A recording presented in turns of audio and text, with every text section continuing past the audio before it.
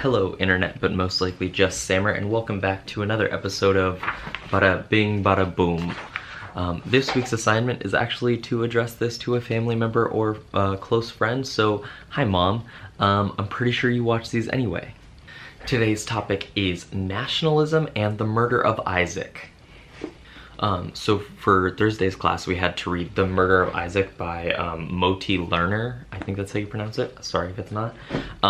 And we discussed kind of his political leanings and the fact that he's a left, very far left Zionist, which kind of means that he believes in a state of Israel and he wants Israel to exist, a place for Jewish people. But the occupation is wrong, and he talks about that in the play. You can really tell that the author is very against the occupation and a lot of what's happening and a lot of the violence. So that got me thinking about my own political views in this one. I think we're like seven weeks-ish in, I think, and I have kind of been on the fence on where I am, because I know the occupation is bad, and obviously the stuff that we've talked about is horrific, and even from this play you can tell that even on the from the Israeli side, some of the stuff is horrible. The trauma that the war kind of incites is terrifying, but also I think my own study of history, but this also could be based on a biases because I live in America and I was raised in the United States, blah blah blah, and they have a tendency to lean towards pro-Israeli ideals, and the media, etc.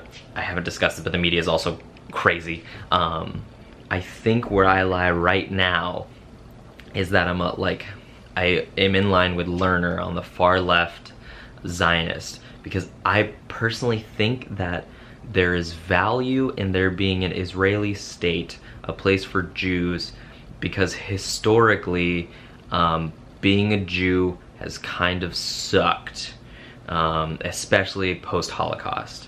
But discrimination just from top to bottom from the beginning of the Jewish history up until the present day, anti-Semitism has existed, and I think there is value in having a place where there is a Jewish ethnic majority, but at the same time they're doing horrible things to the people in Palestine, and that needs to stop.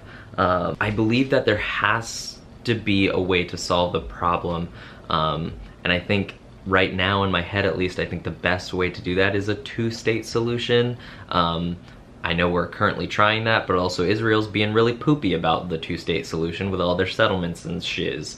And so I think there needs to exist some kind of compromise between the two, which I know is extremely difficult, and there was an assassination that happened because of it.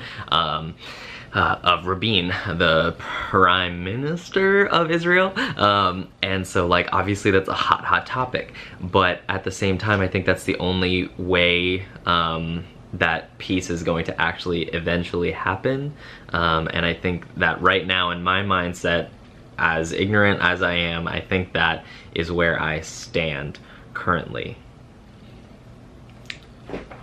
So that's all for today.